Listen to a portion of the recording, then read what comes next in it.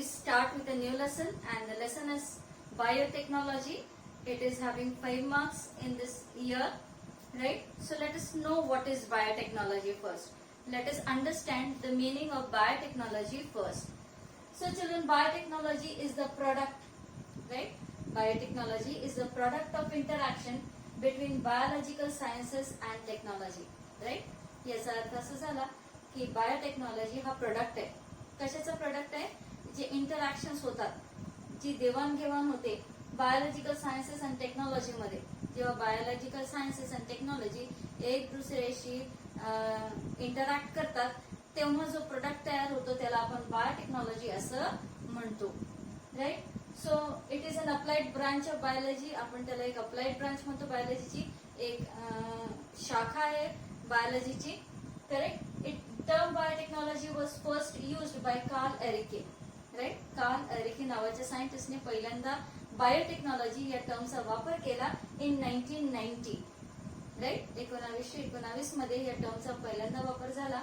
आणि हा टर्म कशा संदर्भात वापरला गेला ते आपण जाणून घेऊया, right? To describe the production of pigs on a large scale, right? पिग्सच्या लार्ज स्केल प्रोडक्शनला डिस्क्राईब करण्यासाठी कार्ल एरिकेने बायोटेक्नॉलॉजी ही टर्म वापरली सर्वात पहिले 1919 मध्ये, right? Biotechnology has been describe by different organisations in different veg.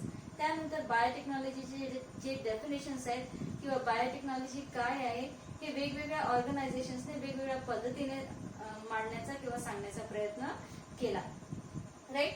त्यातले काही डेफिनेशन्स आपण बघणार आहोत. Biotechnology has been broadly defined as, right? पहिलं डेफिनेशन जे आपण बघणार आहोत ते आहे बायोटेक्नॉलॉजी हे ब्रॉडली डिफाइंड एज आहे, right? The development and utilisation, right? Biotechnology मध्ये आपण डेव्हलपमेंट करतो आणि वापर करतो, युटिलाइज करतो, त्याचा वापर करतोय. कशाचा करतोय? Of biological forms or products or processes, right? So biotechnology या ब्रांच ऑफ बायोलॉजी मध्ये आपण काय करतो तर आपण डेव्हलपमेंट करतो, राईट? डेव्हलपमेंट म्हणजे ग्रोथ आणि युटिलायझेशन. आपण वापर करतोय, डेव्हलपमेंट करतोय, वापर करतोय. कशाचा वापर करतोय? बायोलॉजिकल फॉर्म्स ज्याच्यामध्ये मायक्रो ऑर्गॅनिझम्स येतात, लहान मोठे सगळ्या ऑर्गॅनिझम्सचा याच्यामध्ये समावेश होतो, राईट? त्यांच्यापासून तयार होणारे प्रोडक्ट्स आणि त्यांचे जे प्रोसेसेस आहेत यांना जेव्हा या प्रोडक्ट्स आणि प्रोसेसेसला आणि त्या बायोलॉजिकल फॉर्म्सला जेव्हा आपण डेव्हलप करतो आणि त्याचे युटिलायझेशन करतो for obtaining maximum benefits to man and other forms of life, it is called as biotechnology. पुन्हा एकदा सांगते, व्हॉट इज बायोटेक्नॉलॉजी? बायोटेक्नॉलॉजीला ब्रॉडली जर डिफाईन करायचं झालं तर आपण म्हणू शकतो की biotechnology is the use of biological forms, biological products, biological प्रोसेसेसचा वापर जेव्हा आपण डेव्हलपमेंट साठी करतो किंवा युटिलायझेशन साठी करतो टू ऑब्टेन, काय मिळवण्यासाठी? Maximum benefits for man and for other forms of life, it is called as biotechnology. So according to the OECD, that is Organization for Economic Cooperation and Development, biotechnology चे जे definition आहे ते कसं दिलं गेलंय ते बघूया. Biotechnology is the application of scientific and engineering principle, right? Biotechnology मध्ये आपण काय करतो? अप्लाय करतो. काय अप्लाय करतो? तर सायंटिफिक आणि इंजिनिअरिंग प्रिन्सिपल्सला एकत्र अप्लाय करतोय, right? To the processing of materials by biological agents, right? Biological agents कडनं जे काही मटेरियल्स आपल्याला मिळतात त्याचं प्रोसेसिंग आपण कसं करतोय? सायंटिफिक आणि इंजिनिअरिंग प्रिन्सिपलचा वापर करून जेव्हा आपण त्याचं प्रोसेसिंग करतो to provide goods and services for human welfare, it is called as biotechnology, right? So ओईसीडीच्या नुसार बायोटेक्नॉलॉजी काय आहे, राईट? बायोलॉजिकल एजंट्स पासून मिळालेले जे मटेरियल आहे त्याचं प्रोसेसिंग आपण सायंटिफिक आणि इंजिनिअरिंग प्रिन्सिपलचा वापर करून किंवा सायंटिफिक आणि इंजिनिअरिंग प्रिन्सिपल्सचं ऍप्लिकेशन करून आपण त्याच्यापासनं जे गुड्स आणि सर्व्हिसेस आपल्याला जे मिळतात ते आपण प्रोव्हाइड करतो फॉर ह्युमन वेलफेअर, आणि याला आपण बायोटेक्नॉलॉजी म्हणतो in terms of OECD, right? It uses scientific principles right. या बायोटेक्नॉलॉजीमध्ये आपण कशाचा वापर करतो? We use scientific principles. कोणाकोणाचे सायंटिफिक प्रिन्सिपल वापरतो? Microbiology, genetics, biochemistry, chemical engineering, statistics, computers आणि इंडस्ट्रियल प्रोसेसेस अशा वेगवेगळ्या सायंटिफिक प्रिन्सिपल्सचा वापर आपण बायोटेक्नॉलॉजीमध्ये करतो. जेव्हा आपण बायोटेक्नॉलॉजीमध्ये बायोलॉजिकल एजंट्सचा वापर आपण करतो, जेव्हा आपण असं म्हणतो, याचा अर्थ आपण काय लावायचा ते बघूया. बायोलॉजिकल एजंट्सचा वापर आपण बायोटेक्नॉलॉजीमध्ये करतो आणि ते बायोलॉजिकल एजंट्स कोणते असतात ते आपण बघूया. प्लांट्स अँड ॲनिमल्सचे सेल्सचा वापर आपण बायोटेक्नॉलॉजीमध्ये करतो. मायक्रो ऑर्गॅनिझम्सचा वापर आपण बायोटेक्नॉलॉजीमध्ये करतो. त्या मायक्रो ऑर्गॅनिझम्स किंवा त्या cells, plants and animal cells पासून मिळालेल्या एन्झाईम्सचा वापर आपण करतो आणि त्या मायक्रो ऑर्गॅनिझम्सच्या प्रोडक्टचा वापर आपण बायोटेक्नॉलॉजीमध्ये करतो. आणि जेव्हा या सगळ्या गोष्टींचा वापर आपण बायोटेक्नॉलॉजीच्या प्रोसेसमध्ये करतो तेव्हा त्या पर्टिक्युलर त्यांना आपण बायोलॉजिकल एजंट्स असं म्हणतो. पुन्हा एकदा बायोटेक्नॉलॉजीचा अर्थ काय होतो? It is application of scientific and engineering principles for the processing of materials by biological agents to provide goods and services for human welfare. Let us talk about history and origin of biotechnology.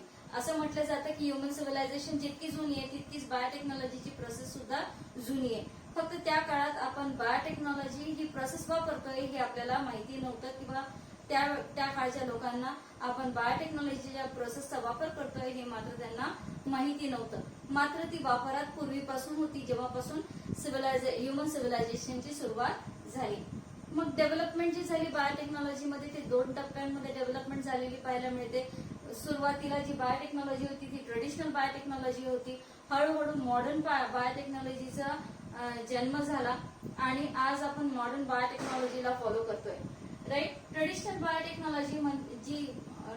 Biotechnology आहे ती fermentation या प्रोसेसवर आधारित आहे. Fermentation हे micro organisms घडून आणतात आणि micro ऑर्गॅनिझम्सने एखाद्या अन्न पदार्थावर प्रक्रिया केली किंवा मायक्रो ऑर्गॅनिझम्सच्या एन्झाईमने तो जो अन्न पदार्थ असतो तो फर्मेंट होऊन त्याच्यापासून वेगवेगळे प्रोडक्ट्स जे आपल्याला मिळतात त्याला आपण बायोटेक्नॉलॉजी असं म्हटलंय किंवा ट्रेडिशनल बायोटेक्नॉलॉजी असं म्हटलंय. जसं दही, घी, सोमा, व्हिनेगर, योगर्ट, चीज, वाईन हे सगळे जे पदार्थ आहेत ते ट्रेडिशनल बायोटेक्नॉलॉजीच्या किंवा हे जे पदार्थ बनवण्याची प्रक्रिया आहे ही ट्रेडिशनल बायोटेक्नॉलॉजीमध्ये मोडतात आणि हे जे आहेत पदार्थ आहेत फर्मेंटेशनच्या प्रोसेसने मायक्रो ऑर्गॅनिझम्सच्या मदतीने तयार केले जातात. ट्रेडिशनली जी प्रोसेस आपण ट्रेडिशनल बायोटेक्नॉलॉजीमध्ये फॉलो करत होतो ही आर्ट्स, किचन आर्ट म्हणून जास्त नावाजलेली होती आणि सायन्स असेल असं समजलं जात नव्हतं. It was not considered as science, it was considered as art. Right. People did not know का ती सायन्स समजली जायची नाही. फक्त आर्ट म्हणून किंवा आपण ज्याला म्हणतो की पक्वान्न बनवण्याची जी कला आहे त्या रूपात ती जास्त नावाजली, पण तिला सायन्स म्हणून संबोधण्यात आलं नाही. कारण त्या प्रोसेसमध्ये जे मेकॅनिझम काम करतं, जे मायक्रो ऑर्गॅनिझम्स त्यामध्ये सहभाग घेतात किंवा ती प्रोसेस जी पार पडली जाते त्याचं मेकॅनिझम लोकांना माहित नव्हतं. कुठल्या प्रकारच्या मायक्रो ऑर्गॅनिझम्स त्या प्रोसेसमध्ये सहभागी होतात, त्या मायक्रो ऑर्गॅनिझम्सचं नेचर जे आहे ते लोकांना माहिती नव्हतं. हळूहळू with the development of science and टेक्नॉलॉजीचे डेव्हलपमेंटने केमिस्ट, बायोकेमिस्ट आणि मायक्रोबायोलॉजिस्टने हळूहळू आपल्याला त्या प्रोसेसमध्ये किंवा ती जी फर्मेंटेशनची प्रोसेस असते त्याच्यामध्ये कुठलं मेकॅनिझम काम करतं, कुठल्या प्रकारचं मायक्रो ऑर्गॅनिझम्स काम करतात, कुठले एन्झाईम्स सहभागी असतात, ते पदार्थ कसे बनतात याची माहिती हळूहळू आपल्याला मिळायला सुरुवात झाली. So during 1970 a new technique of recombinant DNA technology was developed. Right. 1970 मध्ये नवीन टेक्निक उदयास आली आणि तिला रिकॉम्बिनंट डीएनए टेक्नॉलॉजी असं म्हटलं गेलं. Right. It was developed and established by Stanley Cohen and Herbert Boyer in 1973. ही जी रिकॉम्बिनंट डीएनए टेक्नॉलॉजी होती ही डेव्हलप आणि त्यानंतर एस्टॅब्लिश करण्याचं श्रेय जातं स्टॅनली कोहेन आणि हर्बर्ट बोयर यांनी 1973 मध्ये ही जी रिकॉम्बिनंट डीएनए टेक्नॉलॉजी आहे ही डेव्हलप पण केली आणि एस्टॅब्लिश सुद्धा केली. This technique has change the overall outlook. जेव्हा ही टेक्नॉलॉजी उदयास आली किंवा या टेक्नॉलॉजी बद्दल जगाला माहिती पडलं तेव्हा ते शास्त्रज्ञांचं जे आउटलुक होतं, त्यांचा जो व्ह्यू होता बायोटेक्नॉलॉजीकडे बघण्याचा, तो दृष्टिकोन जो होता तो बदलला. राईट. त्याच्यामध्ये बराचसा बदल झालेला पाहायला मिळाला. या टेक्निकमुळे रिकॉम्बिनंट डीएनए टेक्नॉलॉजी जी टेक्नॉलॉजी होती, दिस टेक्निक परमिट्स टू चेंज. या टेक्निकमध्ये आपल्याला परमिशन मिळते किंवा आपण या टेक्नॉलॉजीद्वारे आपण चेंज किंवा मॉडिफाय करू शकतो genetic material.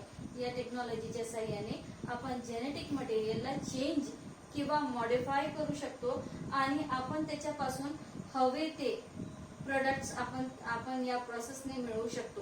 Correct. So recombinant DNA technology आपल्याला परमिशन देत होती to change and modify the genetic material for getting new specific product. एखादं स्पेसिफिक प्रोडक्ट मिळवण्यासाठी एका ऑर्गॅनिझमच्या जेनेटिक मटेरियलमध्ये चेंजेस करण्याची परवानगी रिकॉम्बिनंट डीएनए टेक्नॉलॉजीने आपल्याला दिली. The combination of biology and production technology based on genetic engineering evolved into modern biotechnology. आता दोन गोष्टींच्या कॉम्बिनेशनने मॉडर्न बायोटेक्नॉलॉजीचा जन्म झाला. त्या दोन गोष्टी कुठल्या होत्या? बायोलॉजी आणि प्रोडक्शन टेक्नॉलॉजी. या दोन प्रोसेसेसच्या मदतीने, बायोलॉजी आणि प्रोडक्शन टेक्नॉलॉजीच्या मदतीने जेनेटिक इंजिनिअरिंग इव्हॉल्व्ह झालं किंवा जेनेटिक इंजिनिअरिंगचा जन्म झाला आणि जेनेटिक इंजिनिअरिंगने मॉडर्न बायोटेक्नॉलॉजीला जन्म दिला. There are two major features of technology that differentiates modern biotechnology from classical or old biotechnology. दोन मुख्य फीचर्स आहेत जे मॉडर्न बायोटेक्नॉलॉजीला ओल्ड बायोटेक्नॉलॉजी किंवा जी क्लासिकल बायोटेक्नॉलॉजी आहे त्याच्यापासून आपल्या मॉडर्न बायोटेक्नॉलॉजीला वेगळं करतात. So the two major features of biotechnology are capability of science to change the genetic material. The first feature is capability of science to make changes in the genetic material for getting new specific products. Naveen products मिळवण्यासाठी जेव्हा आपण एखाद्या ऑर्गॅनिझमचं genetic material बदलतो, ही capability आपल्याला biotechnology देते. Through वेगवेगळ्या प्रोसेसेसने आपण हे जेनेटिक मटेरियल मध्ये चेंजेस करू शकतो. जसं डीएनए, आरडीएनए टेक्नॉलॉजी किंवा रिकॉम्बिनंट डीएनए टेक्नॉलॉजीचा वापर केला जाऊ शकतो. पॉलिमराइज चेन रिॲक्शन या पद्धतीचा वापर केला जाऊ शकतो. मायक्रो एरे टेक्निकचा वापर केला जाऊ शकतो. सेल कल्चर अँड फ्युजन आणि बायो प्रोसेसिंगद्वारे आपल्याला कुठल्याही ऑर्गॅनिझम मध्ये जेनेटिक चेंजेस करून त्याच्यापासून आपल्याला डिझायर्ड प्रोडक्ट्स आपल्याला मिळवता येतात. सेकंड फीचर आहे बायोटेक्नॉलॉजीचं की ownership of technology and its socio political impact. So बायोटेक्नॉलॉजीचे जे प्रोसेसेस असतात, बरेचदा हे प्रोसेसेस जर नवीन असतील तर त्याची ओनरशिप आपल्याला मिळते आणि त्याचा सोशिओ पॉलिटिकल इम्पॅक्ट सुद्धा पाहायला मिळतो. नाव द कन्व्हेन्शनल इंडस्ट्री. आता जे कन्व्हेन्शनल इंडस्ट्रीज आहेत ते प्रिफर करतात आहे बायोटेक्नॉलॉजीला. बायोटेक्नॉलॉजीचा वापर जो आहे conventional industries, pharmaceutical industries, agro industries आणि फूड इंडस्ट्रीज मध्ये बायोटेक्नॉलॉजीचा वापर केला जातोय. The industries are focusing attention to produce biotechnology based product. Modern biotechnology is based on two core techniques. दोन मेन टेक्निक्स वर बायोटेक्नॉलॉजी बेस्ड आहे. पहिली टेक्निक आहे genetic engineering. Right. Genetic engineering which deals with alteration of genetic material. Genetic engineering मध्ये आपण genetic material मध्ये फेरबदल करत असतो. We alter the genetic material. आणि कुठलं जेनेटिक मटेरियल ऑल्टर केलं जाऊ शकतं? डीएनए आणि आरएनए. दुसरं जे कोर टेक्निक आहे जेनेटिक इंजिनिअरिंग मध्ये ते आहे chemical engineering. Chemical engineering deals with maintaining sterile environment for manufacturing variety of useful products.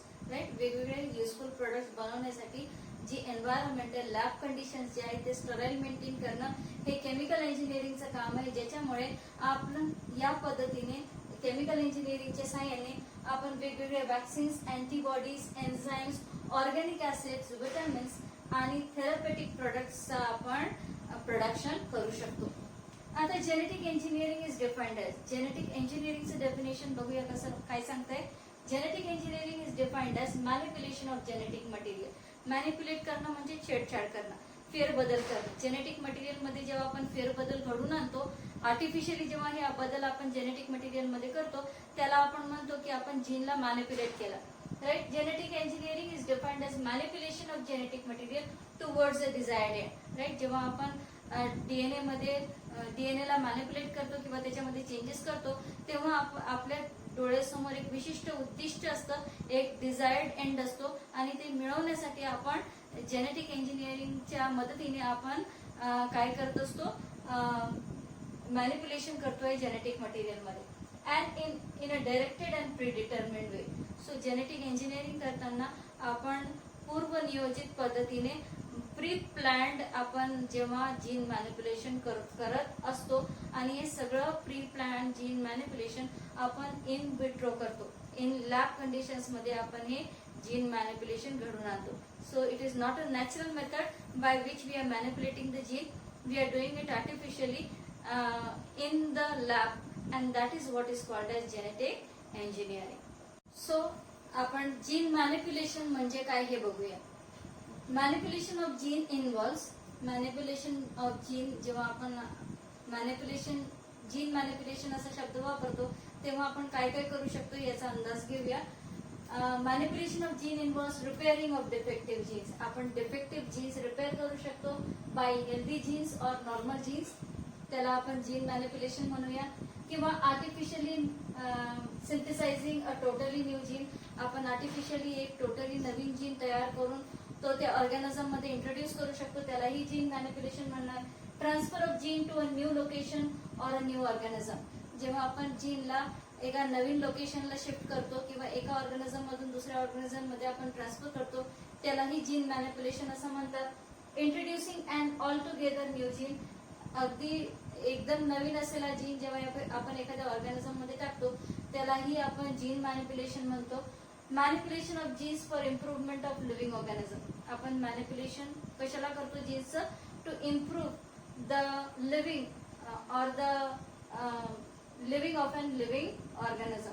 त्या लिव्हिंग ऑर्गॅनिझमचं जे लाईफ आहे ते इम्प्रूव्ह होण्यासाठी आपण जीन मॅनिप्युलेशन ही टेक्निक वापरतो. जीन मॅनिप्युलेशन मध्ये आपण आणखीन काय करतो, combining of genes of two organisms. दोन वेगवेगळ्या ऑर्गॅनिझमचे जीन सुद्धा जीन मॅनिप्युलेशनने कंबाईन केले जाऊ शकतात. Altering the genotypes. आपण एखाद्या ऑर्गॅनिझमचा जो जीनोटाइप आहे आपल्याला माहिती आहे जीनोटाइप काय आहे, the combination of in a pair of genes. एका पेअर मध्ये जो कॉम्बिनेशन ऑफ अलिल्स असतात त्याला आपण जीनोटाइप्स म्हणतो आणि आपण ऑर्गॅनिझमचा जीनोटाइप बदलू शकतो त्यालाही जीन मॅनिप्युलेशन म्हणणार. जीन क्लोनिंग सुद्धा केला जाऊ शकतो. जीनचे क्लोन्स तयार करून आपण वेगवेगळ्या ऑर्गॅनिझम्स मध्ये इंट्रोड्यूस करतो त्यालाही जीन मॅनिप्युलेशन म्हणतात. Therefore genetic engineering is alternatively also called as recombinant DNA technology किंवा आपण त्याला जीन क्लोनिंग टेक्नॉलॉजी सुद्धा म्हणतो.